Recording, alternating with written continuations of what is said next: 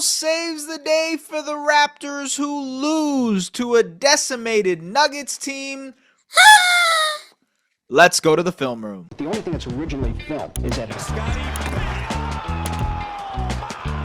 and I've studied older films and tried to figure out how I got that impression. I was getting meetings right in the cutting room.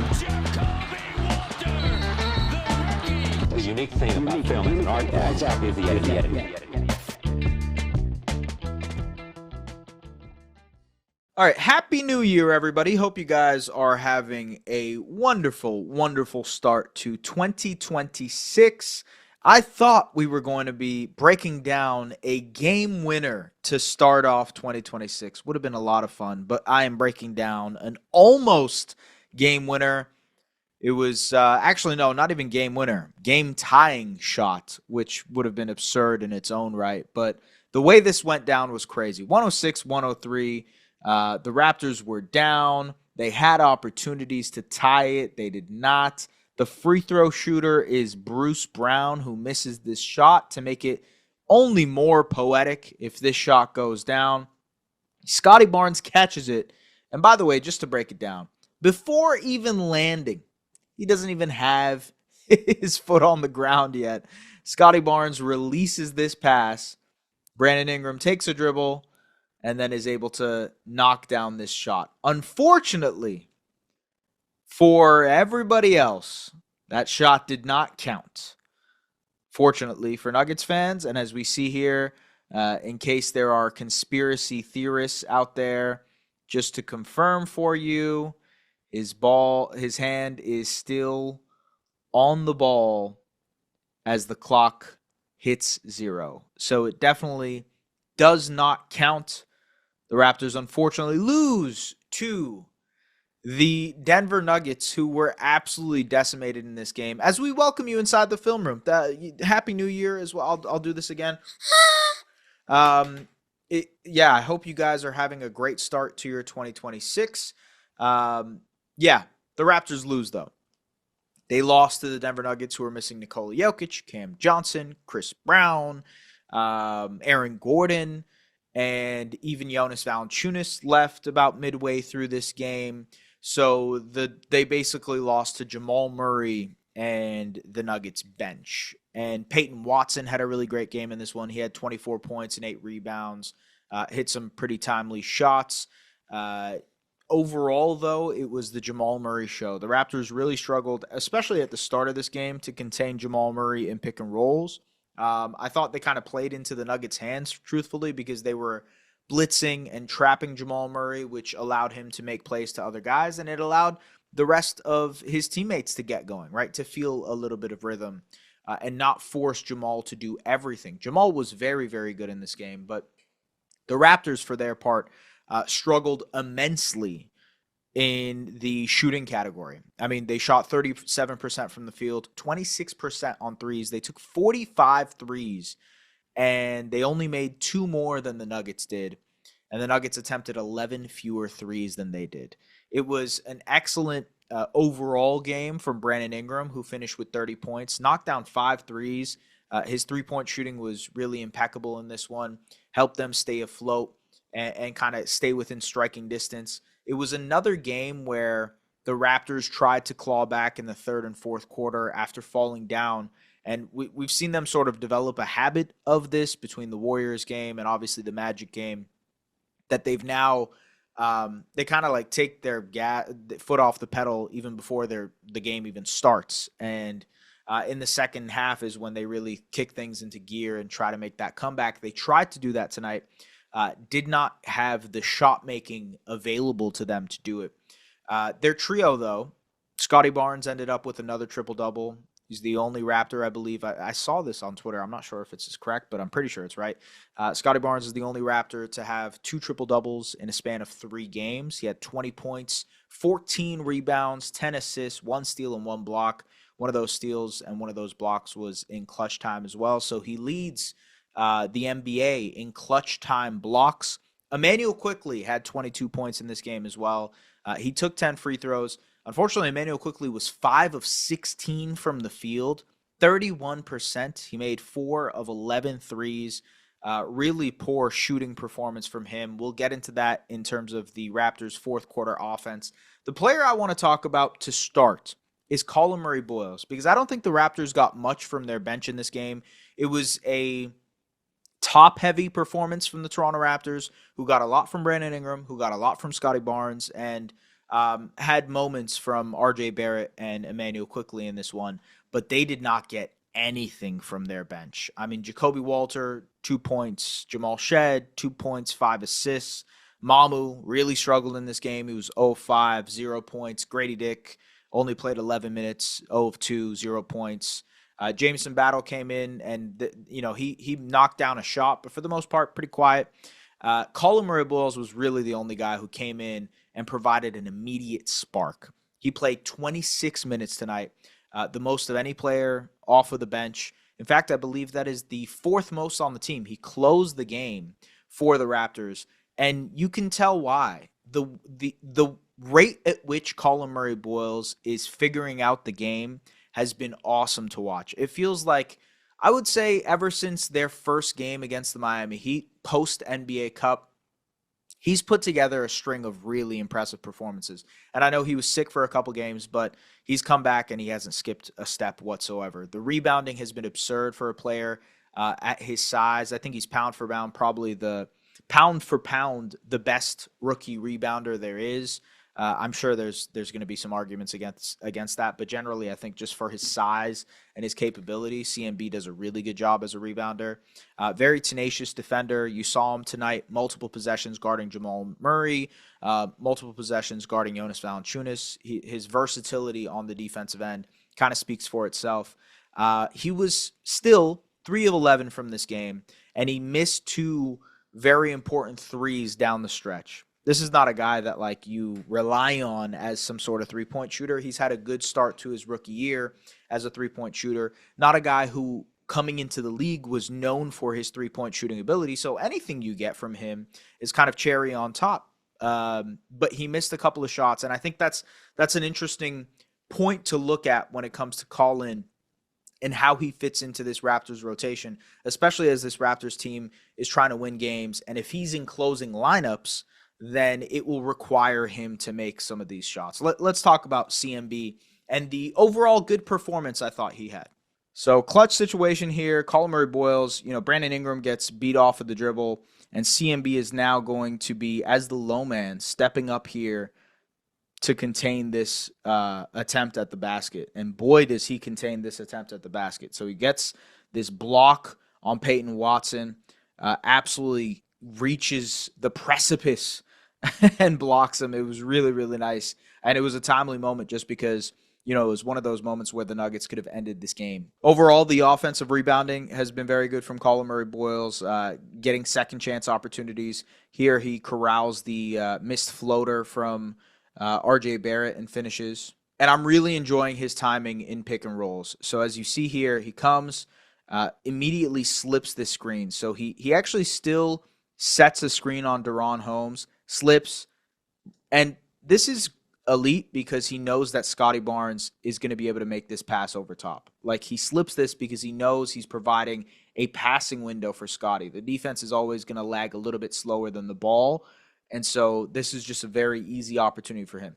And by the way, if Bruce Brown steps up here, this creates an opportunity for Grady Dick. And if Tim Hardaway Jr. steps up here to stop Colin Murray-Boyles, then Jamal Murray has to split the difference between Jacoby Walter and Jamal Shed. And so a lot of options here for the Raptors because of this Scotty Barnes CMB pick and roll.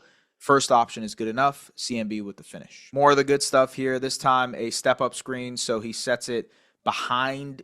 Step-up screen, by the way, is just Colin Murray-Boyles is going to set this screen with his back towards the baseline. That's what a step-up screen is. It gives Scotty Barnes options, right? Scotty can go this way. He can go that way. It's not necessarily, forcing the defender to choose which way. It's actually forcing him to choose both directions. And so Scotty goes left, and again, CMB slips, finishes at the basket.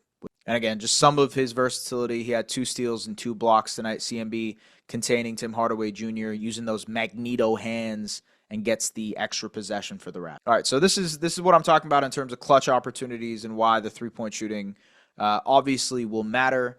Again, this is a guy who has shot very well to start the year, but this is why it's very, very important for him to find some sort of avenue to win on the offensive end in the clutch. So pick and roll here between Emmanuel Quickley and Scotty Barnes, and Deron Holmes is going to step up here and contain this role by Scotty Barnes as the low man help. So Deron Rhodes steps up. Simple read is for Emmanuel Quickley to hit the corner here. And truthfully, if Emmanuel Quickley was a better playmaker, he could make this pass to Scotty Barnes, but that's neither here nor there. CMB gets his shot in the corner. Pretty good look. Misses this in the corner. These are the shots that he will eventually have to make. This is sort of off a second chance opportunity. Defense pinches in on Brandon Ingram. Colin Murray-Boyles pops out to above the break. And this is a shot that CMB has been able to make so far this season, but just unfortunately misses this one. It rims out. Again, a good shot, good opportunity. It's just you got to hit those ones. And so I'm not mad at all that CMB ended up 3 of 11 tonight. Missed a couple of shots, a couple of opportunities, but ultimately I'm very happy with how he's been progressing over the last few weeks. The rebounding has been tenacious. The defense has been awesome. The way that he's worked with Scotty Barnes, both on offense and defense, has been really, really good to see. And so overall, this is a guy that's like kind of forcing his way into the Raptors rotation. And of course, the Raptors need size, so CMB helps on that front. Mo Bamba did not play tonight. I don't think they necessarily needed Mo Bamba, truthfully. It didn't seem like size was that big of an issue. Maybe when Jonas Valanciunas was on the floor, you could make the argument that Mo Bamba could have had some minutes. But overall, I would rather peddle those minutes to Colin Murray-Boyles and give him more run and more opportunity. CMB was great. Very, very good. Now, I talked a little bit about some of the shot making from the Raptors. They really struggled in terms of shooting the ball. Again, they didn't get much from their bench whatsoever. But even, Emmanuel Quickley was 4 of 11 from 3. RJ Barrett was 1 of 4 from 3. Ochai Agbaji was a no-show. They really struggled in terms of the three-point shooting, and I thought their fourth quarter offense was generally pretty good, and they have diversified a little bit. I've seen some comments that, hey, why are the Raptors still spamming Brandon Ingram? And by the way, I actually agree they still are spamming the Brandon Ingram isolations a little bit too much, but I do think they're sprinkling in a little bit more Scotty Barnes post-up stuff, and we saw that tonight. The shots just didn't fall. So as we see here, clutch opportunity in the post, Scotty Barnes against Jamal Murray. You got the weak side cut from RJ Barrett to engage the help, and so now Emmanuel Quickley can shake to this area of the floor and take a 3. Like this is very good offense. You get a very good shot out of it. And like you can't get more wide open than this. Emmanuel Quickley just misses this shot. Same thing here. So a little bit earlier in the game, again, Scotty Barnes post up on Jamal Murray. He recognizes the help. Good job by Colin Murray-Boyles to dig down into the dunker spot. Jacoby Walter just misses this shot in the corner. And so I thought the Raptors did sprinkle in some stuff, but unfortunately, just the shot making was not there. And yeah, man, like if IQ isn't hitting his shots, like some of the utility really struggles. And like you kind of look at, hey, what else can he provide on any given night?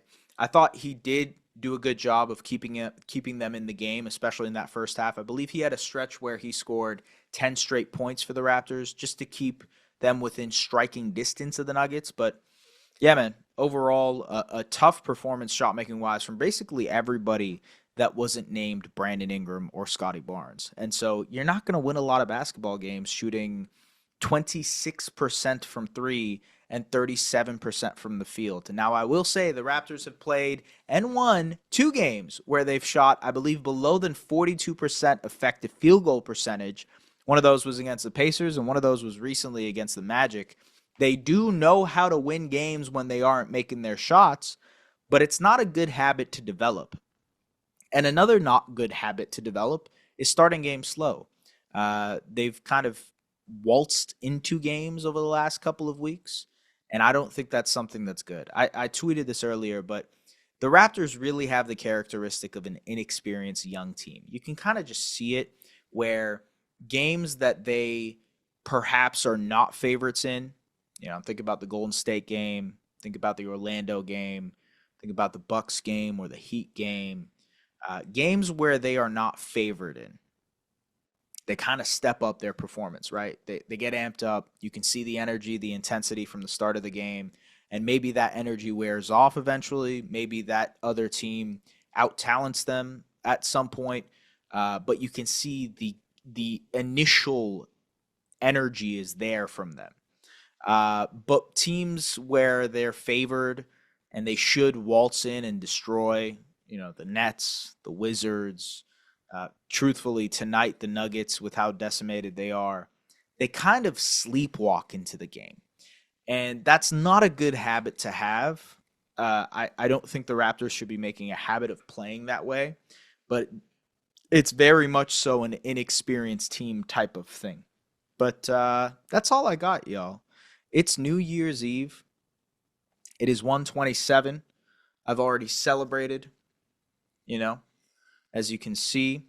In terms of like New Year's resolutions for the Toronto Raptors, I really just the main resolution, the overarching resolution is that this team gets Jakob Poeltl back and gets Jakob Poeltl healthy, because I think he really does change the dynamic. Having a guy who is so important to, truthfully, Emmanuel Quickley's offense with his pick and roll stuff, RJ Barrett with his dribble handoff stuff, the backline defense, the rebounding, the size, etc., all that stuff that Jakob Poeltl provides on a nightly basis.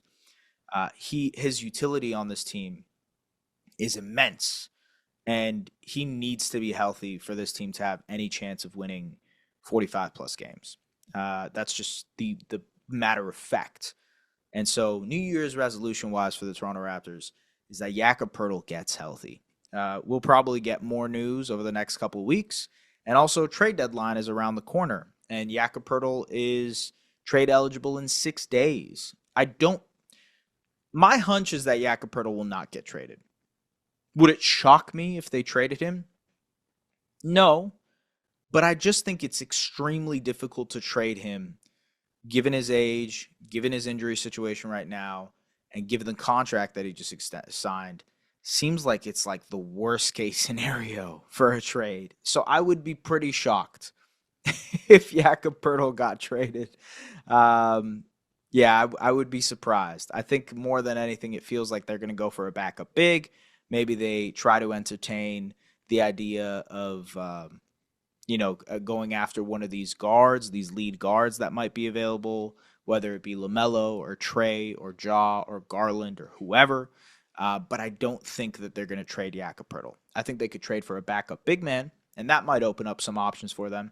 I think the Raptors will always be engaged in trade talks, but those are sort of the next two things for the Raptors over the next, 5 weeks of basketball. One, can Jakob Poeltl come back and be healthy? And two, what kind of trades are they going to make? That's sort of the short-term view for this Toronto Raptors team as we head into the All-Star break. Folks, as always, make sure to like, comment, subscribe, do the things that you guys usually do. We appreciate you guys rocking with us in 2025 for Raptors Republic. Hopefully, the more the merrier in 2026. Appreciate you guys tapping into Pull-Up Trey as always. Appreciate you guys listening along. See you later. Peace.